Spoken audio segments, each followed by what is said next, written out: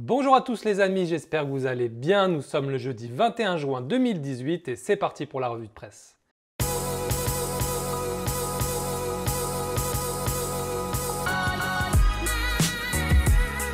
Nous avons souffert mais le mur est tombé, voilà le titre de Marca ce jeudi au lendemain de la difficile victoire de l'Espagne 1-0 face à l'Iran. Un but un peu à l'arrache de Diego Costa, un tir contré par le défenseur qui lui a ricoché sur le pied et qui est rentré. 1-0, donc victoire poussive mais précieuse de l'Espagne. Leader par ricochet, titre de son côté le quotidien AS en référence au but de Diego Costa et aussi à la première place du groupe de l'Espagne qui est devant le Portugal grâce à un carton jaune de moins reçu. Cette victoire de l'Espagne fait aussi la une de l'autre quotidien catalan Sport qui titre lui avec amusement Vive la VAR en référence au but de l'Iran refusé suite à l'arbitrage vidéo. Et Sport fait aussi sa une avec cette information Mercato que le journal avait dévoilé hier sur son site et dont je vous ai parlé sur Daily Mercato. Selon cette source, Clément Lenglet sera la première recrue du Barça 2018-2019. Le Barça devrait payer sa clause de 35 millions d'euros au 1er juillet. Donc info à confirmer, elle ne l'a pas été encore par les deux clubs ni par d'autres médias espagnols. Donc pincette puisque vous vous rappelez que ces mêmes médias disaient que Griezmann allait signer au 1er juillet et vous connaissez évidemment la suite. Un oasis dans le désert, titre au Portugal le quotidien Abola après aussi la victoire poussive du Portugal face au Maroc 1-0 grâce à un but de Cristiano Ronaldo.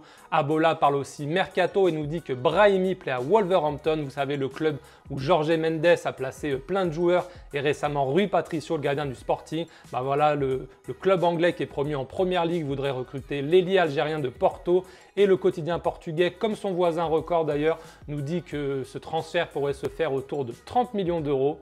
Mercato toujours, mais cette fois la une de la Gazzetta dello Sport qui nous confirme que Nainggolan va bien signer à l'Inter Milan. On parle d'un transfert de 24 millions d'euros plus 2 joueurs, l'arrière droit international italien Davide Santon et le jeune Zaniolo. L'Inter qui souhaiterait aussi recruter Moussa Dembélé de Tottenham, le milieu belge, ainsi que le milieu offensif espagnol du rival Rossonero Souzo. La Gazzetta nous confirme également que la Juventus est proche de signer le latéral droit portugais Joao Cancelo et on parle bien comme en début de semaine d'un montant de 38 à 40 millions d'euros pour le joueur de Valence.